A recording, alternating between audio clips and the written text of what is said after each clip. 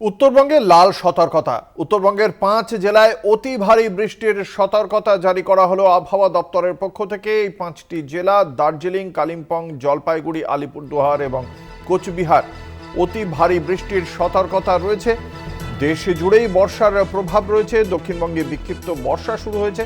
যে বর্ষার আকাল ছিল আষাঢ় মাস জুড়ে, যে কথা বারংবার সকলেই বলছিলেন যে আষাঢ় মাসেও মেঘের কলসি ফাঁকা, অবশেষে বৃষ্টি শুরু হয়ে গিয়েছে। উত্তরবঙ্গে তার ভারী বৃষ্টি চলছিল বেশ কয়েকদিন ধরেই, এবার অতি ভারী বৃষ্টির সতর্কতা জারি করা হয়েছে আবহাওয়া দপ্তরের পক্ষ থেকে।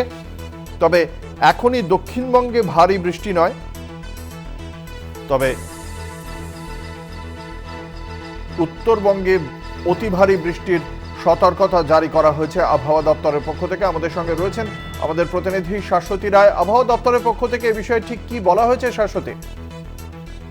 দেখো, সারা দেশ জুড়েই বর্ষার যে প্রভাব তা ইতিমধ্যে শুরু হয়ে গেছে, কারণ দক্ষিণ পশ্চিম মৌসুমী বায়ু ইতিমধ্যে সারা দেশে কভার করে ফেলেছে, যার জন্য বর্ষার বৃষ্টি শুরু হয়ে গেছে সারা দেশ জুড়েই। এবং তার সঙ্গে সঙ্গে উত্তরবঙ্গে অতি ভারী বৃষ্টির সতর্কতা জারি রয়েছে। কার্যত লাল সতর্কতা জারি করেছে আলিপুর আবহাওয়া দপ্তর। উপরের 5 জেলা অর্থাৎ দার্জিলিং, কালিম্পং, জলপাইগুড়ি, কোচবিহার এবং আলিপুরদুয়ার, এই 5 জেলার ক্ষেত্রে আজও লাল সতর্কতা জারি। সেক্ষেত্রে বৃষ্টিপাতের পরিমাণ প্রায় 7 থেকে 20 সেন্টিমিটার পর্যন্ত হতে পারে বলে জানাচ্ছে হাওয়া অফিস। তবে দক্ষিণবঙ্গে আজকে সেই অর্থে বৃষ্টি নেই, বিক্ষিপ্ত বৃষ্টি হতে পারে কয়েক জায়গায়।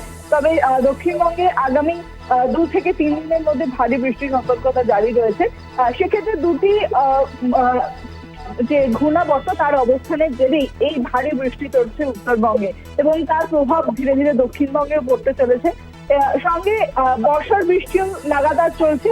তাই বলা যায় যে উত্তরবঙ্গের প্রত্যেকটি জেলাতেই এই সতর্কতা জারি থাকবে আগামী 5ই জুলাই পর্যন্ত।